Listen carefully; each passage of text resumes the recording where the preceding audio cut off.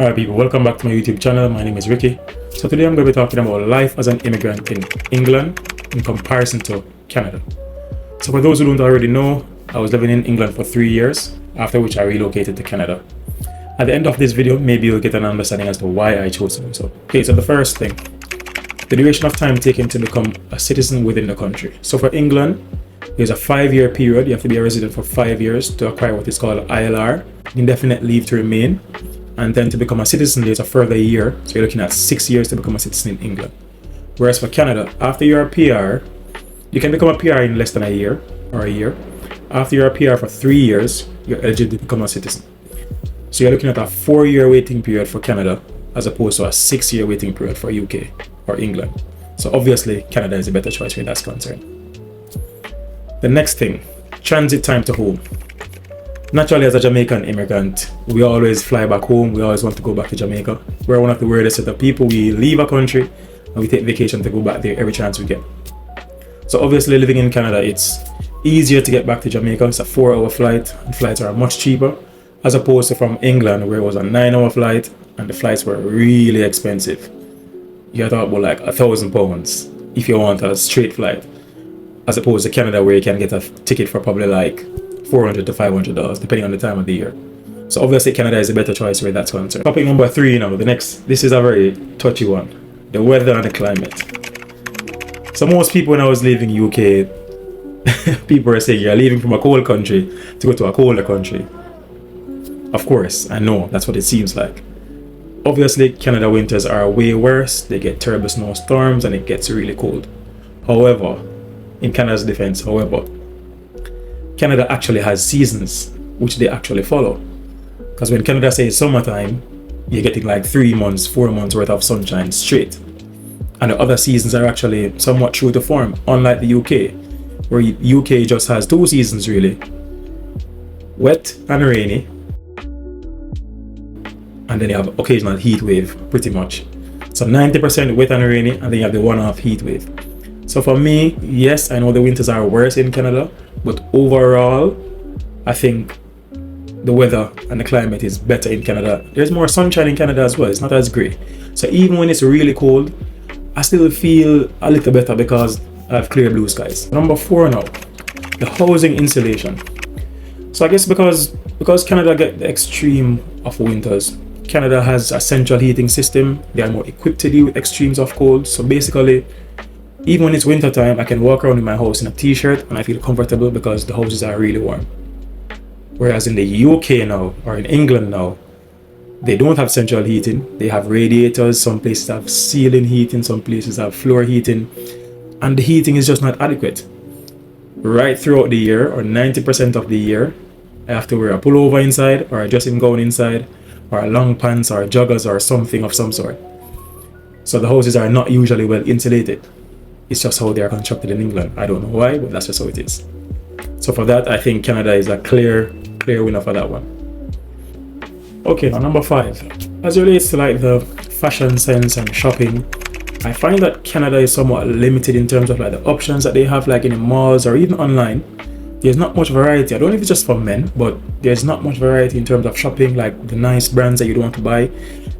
The quality is just not there. That's why I think a lot of people shop in America. Whereas in England, if I go to Oxford Street or Bond Street or Selfridges or wherever it is, I'm guaranteed to find something nice and there's lots of variety. So overall, I think London has a better fashion sense than Toronto if I should compare city to city.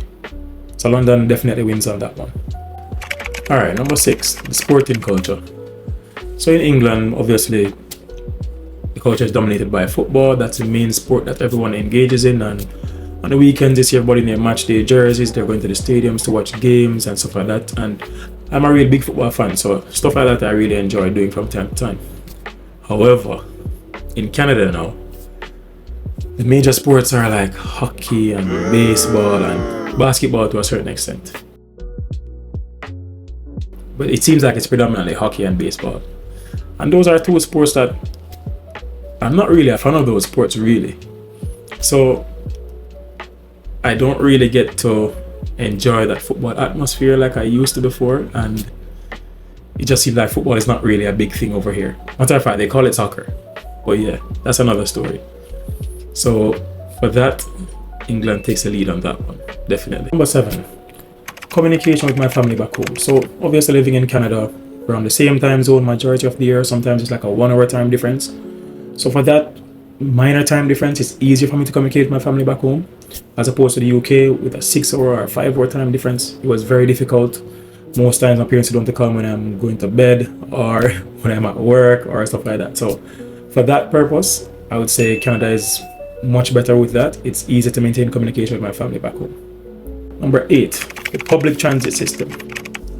So in Canada, yes, there's a public transit system, but I don't think it's as developed as it should be. But maybe it's because people aren't as dependent on it like in England.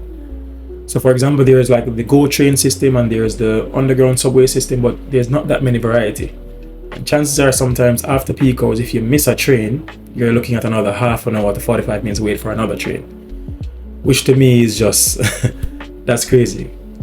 So basically you can't miss a train if you're on a time crunch. Whereas in England, the underground system is so developed, there are many options, and if you miss a train, you're basically getting another one in like 3 minutes.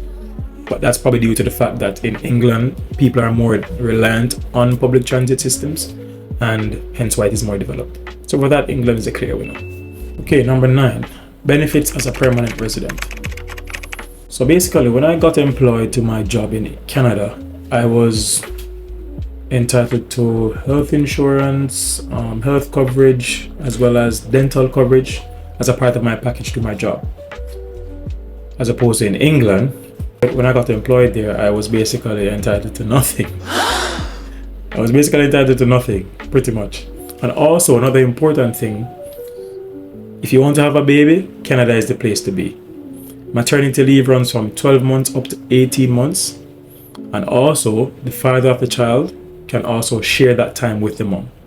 Whereas in England, it's 12 months as well, but the dad gets maximum 2 weeks. So yes, Canada is a clear winner on that one. Number 10, cost of living, which is a very important one. So as crazy as it sounds, it's actually cheaper to live in Toronto than London. Yes, it is. Food is cheaper, the utilities are less and cheaper. There's no council tax, there's no TV license, there's no congestion charge just to drive around. And the utilities, if you compare utilities to each other, they're actually less as well. For example, for energy bills here, I will be paying on average $130 Canadian, whereas in England, I'll be paying over £200 per month, and obviously we know pounds is stronger. So that's a big difference. So yes, cost of living in Toronto is actually much better than in the UK. Alright people, so that concludes my comparison video between Canada and England. As you can see, Canada are the overwhelming favorites here. And yes, I do believe Canada is a better place to be living as an immigrant as opposed to England. No offense to my English friends, Canada is just better.